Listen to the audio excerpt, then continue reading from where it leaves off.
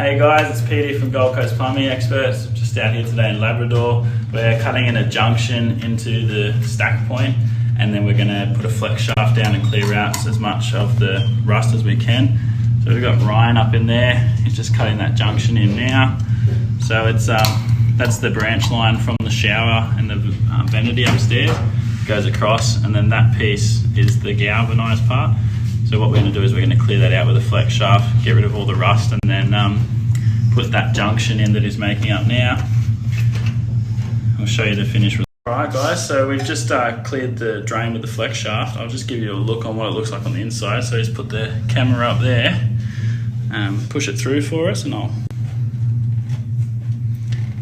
yeah, so it's all clear. So that elbow was completely full before, but all the rust has been cleared out, so now it's good to go. Just pack up and clean up.